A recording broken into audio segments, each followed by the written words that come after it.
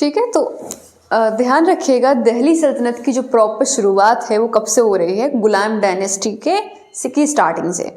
तो गुलाम वंश क्या है आपका, दिल्ली सल्तनत की फर्स्ट डायनेस्टी है, पहला वंश है। पहले सबसे पहले टाइमलाइन याद रखिए, दिल्ली सल्तनत इसका टाइमलाइन क्या है, 1206 से 1526 एडी, 1206 एडी से 1526 एडी। तो इस समय तक आपका दिल्ली सल्तनत के जो रूलर्स हैं उनका रूल चलेगा। दिल्ली सल्तनत में 5 डायनेस्टीज हैं, 5 वंश हैं। पहली डायनेस्टी है, पहला वंश कौन सा है, ममलूक, स्लेव डायनेस्टी या गुलाम वंश। इसके टाइमलाइन है 1206 से 1290। तो 1206 से 1290 तक जो रूलर्स हैं वो किस डायनेस्टी से हैं, गुलाम वंश से।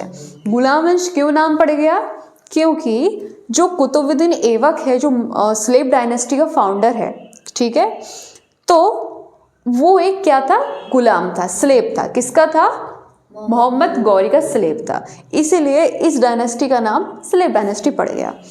ठीक है, फिर आता है second Khalji dynasty. Khalji dynasty इसमें हम पढ़ते हैं अलाउद्दीन खिलजी को, ठीक है, जो आपका जिससे क्वेश्चंस आपके फ्रीक्वेंटली पूछे जाते हैं। इसका टाइमलाइन क्या है, 1290 से 1320। तो कोई भी खलजी डायनेस्टी का रूलर आता है और उसकी टाइमलाइन इससे या तो कम है या इससे ज़्यादा है, तो आप लोग थोड़ा सा एलिमिनेशन टेक्निक लगा देंगे। ठीक है, फिर तीसरी डायनेस्टी आती है तुगलक डायनेस्टी, तुगलक वंश, जिसमें हम पढ़ते हैं मोहम्मद बिन तुगलक। ठीक है, और कौन से तुगलक रूलर्स है, फिरोज शाह तुगलक। ठीक, 1320 से 1414, इनसे क्वेश्चंस आपके बहुत आते हैं। फोर्थ डायनेस्टी है सैयद डायनेस्टी, सैयद वंश, जो है आपका 1414 से 1451। ठीक है, लोधी डायनेस्टी फिफ्थ डायनेस्टी है, जिसकी टाइमलाइन है 1451 से 1526। ठीक है, फिर इस टाइमलाइन के बाद आता है आपका मुगल पीरियड, मुगल रूलर्स आते हैं। ठीक है, तो यहाँ से यहाँ तक हम पढ़ेंगे दिल्ली सल्तनत के रूलर्स, दिल्ली सल्तनत। अब हम स्टार्ट करते हैं ममलूक डायनेस्टी या स्लेव डायनेस्टी के।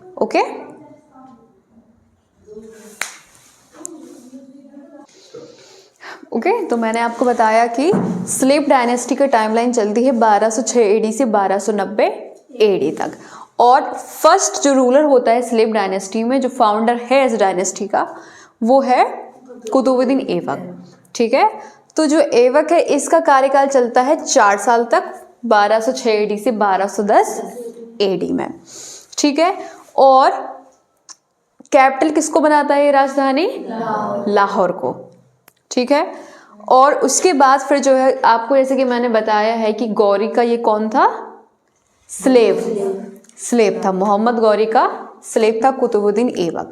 तो जो 1206 से 1210 का रूल है, इसी के बीच 1208 में जो है मोहम्मद गौरी का सक्सेसर होता है सेंट्रल एशिया में, वो इसको लिबरेशन लेटर भेजता है, मुक्ति पत्र। मुक्ति किस बात की मुक्ति, गुलामी की मुक्ति। अब लिबरेशन लेटर इसको भेजा है, तो इसका मीन ये है कि कुतुबुद्दीन ऐबक है जो, वो अब गुलाम नहीं रहा। ठीक है, उसको एक्सेप्टेंस मिल गई है कि अब वो रूलर है, किसके द्वारा, मोहम्मद गौरी की सक्सेसर के द्वारा। ठीक है, तो अब उसे एक्सेप्टेंस क्या मिल गई है कि अब ये क्या है, रूलर है, अब ये गुलाम नहीं है। ठीक है, 1208 एडी में। ठीक, फिर जो कुतुबुद्दीन ऐबक है ये किसका टाइटल लेता है, मालिक या मलिक जो भी हो, तो इसको हम बोलते हैं किंग। ठीक है, किंग या रूलर को हम बोलते हैं मालिक। फिर है सिपह सालार, इसका मीन क्या होता है, ये भी टाइटल ये अचीव करता है, सिपह सालार ये भी दिया जाता है इसे। इसका मीन होता है सीनियर मिलिट्री कमांडर या सेनापति।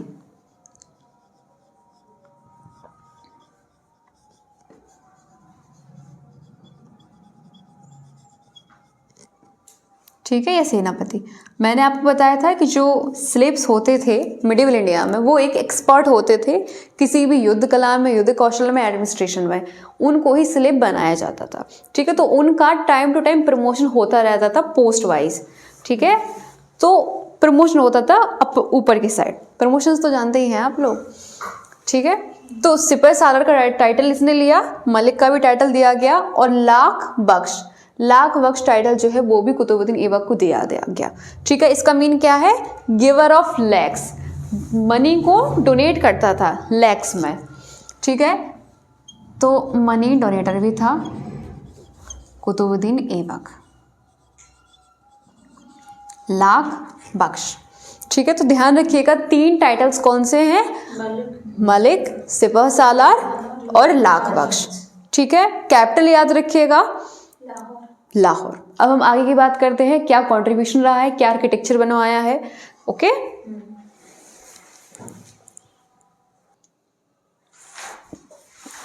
ठीक है, तो ओपन योर एटलस, सभी लोग कर लें ओपन।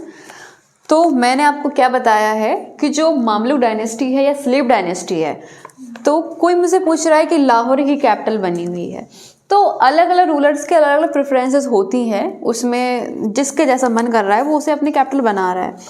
ठीक है, तो अगर आप इनका वो देखें, टेरिटरीज देखें कौन कौन सी इन्होंने ऑक्यूपाई कर रखी हैं, तो आप देखेंगे कि ममलूक डायनेस्टी की टेरिटरीज हैं जो है लाहौर, थानेश्वर, दिल्ली, मथुरा, आगरा, कन्नौज, पाटलिपुत्र। तो एक जो पूरा नॉर्थ इंडिया है, लगभग नॉर्थ इंडिया को इन्होंने कवर कर रखा है। और समझ रहे हो, इनका लास्ट जो पॉइंट है वो क्या है? मथुरा आगरा से थोड़ा सा साउथ के साइड है। तो अभी अच्छे से गुजरात साइड भी नहीं आए हैं ठीक से, या मध्य प्रदेश साइड भी नहीं आए हैं, तो आपकी जो एक बेल्ट है इस तरीके की जो इंडिया की, उसी साइड है। ठीक है, तो मैं अगर ऐसे बनाना चाहूँ तो ऐसे ड्रॉ कर सकते हैं। ठीक है, तो ये है हमारा